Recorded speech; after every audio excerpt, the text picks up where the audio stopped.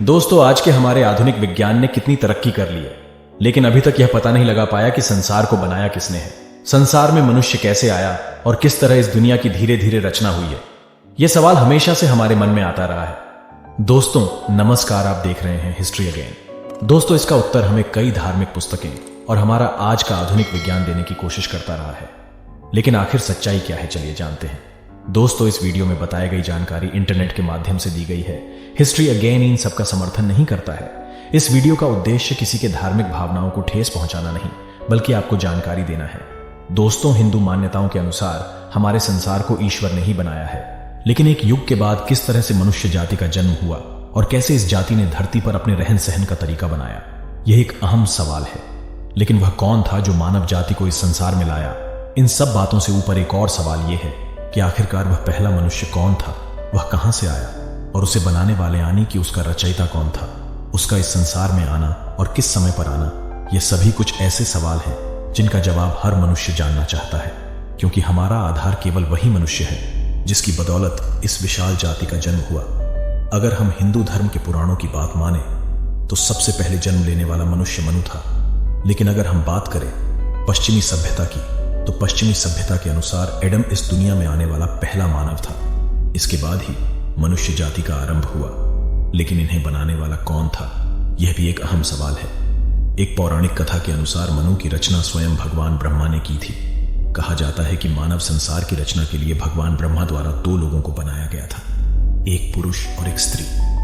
मानव संसार को आगे बढ़ाने के लिए ब्रह्मा के लिए यह जरूरी था कि पुरुष के साथ स्त्री की भी रचना करें।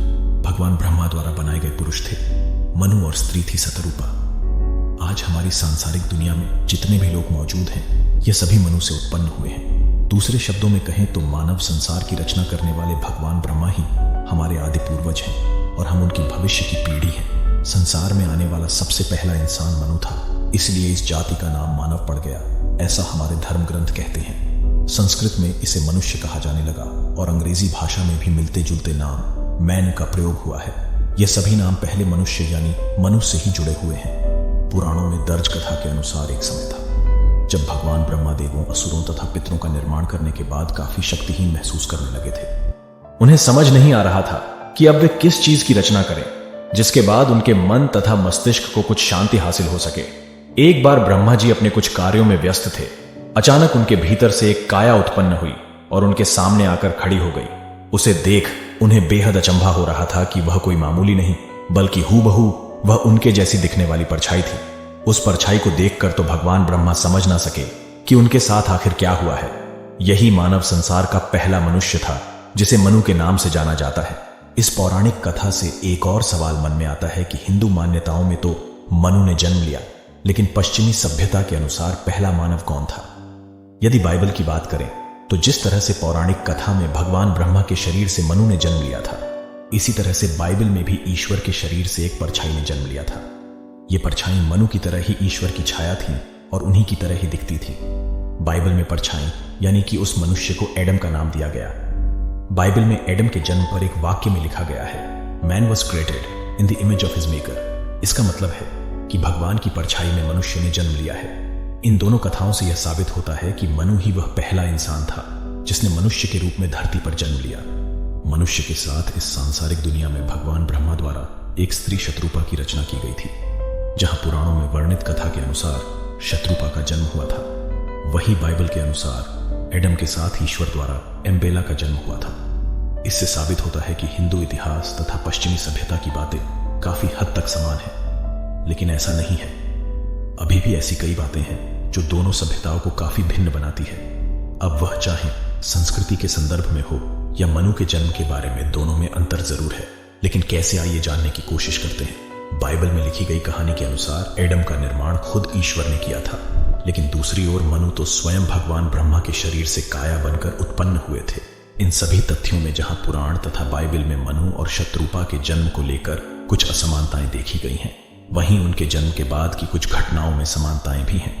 पुराण के अनुसार मनु तथा शत्रुपा के जन्म के बाद भगवान ब्रह्मा द्वारा उन्हें धरती पर मानवीय संसार को स्थापित करने का आदेश दिया गया था। ठीक इसी तरह बाइबल में भी इस तरह की घटना का वर्णन मिलता है। इसके साथ ही बाइबल में एडम के बिना किसी गर्भ द्वारा इस संसार में आने के बाद पुराण के तथ्य से मिलती जुलती है। जिस तरह पुराण में भी ब्रह्मा के भीतर से निकली काया से मनु का पूर्ण रूप से जन्म हुआ था, उसी तरह बाइबल में एडम का जन्म भी पूर्ण विकसित रूप में हुआ था। लेकिन इन सब में एक बात और खास है कि हिंदू पुराण के अनुसार केवल एक ही नहीं बल्कि एक से ज्यादा मनु ने जन्म लिया था। यदि आंकड़ों के हिसाब से कहें तो पुराण में दर्ज यह तथ्य बताते हैं कि उस समय एक नहीं 10 मनु ने जन्म लिया था। तो फिर हम कैसे कह सकते हैं कि पहला इंसान केवल मनु था? इस संदर्भ पुराण में कहना है कि मनु केवल एक इंसान नहीं बल्कि एक समूह का प्रतिनिधित्व करता है। यानी कि मनु एक अकेला पुरुष नहीं बल्कि 10 लोगों का समूह था, जिनका जन्म एक ही उद्देश्य से होने की वजह से उन्हें मनु कहकर बुलाया जाने लगा। यह सभी मनु विभिन्न समय क्षेत्रों में अलग अलग स्थान पर उत्पन्न हुए, जिन्हें बाद में मनु का नामकरण प्राप्त हुआ। यह सभी पौराणिक तथ्य हमें मनु के जन्म से लेकर उनके विस्तार तक काफी रोचक तथा आश्चर्यजनक भावनाएं प्रदान करते हैं। यह तथ्य हमें मानव जाति का इतिहास उपलब्ध कराते हैं, जिन्हें जानना वाकई बहुत रोचक है। तो दोस्तों, इस बारे में आपकी राय क्या है? इस संसार में आने वाला पहला मनुष्य मनु था या एडम?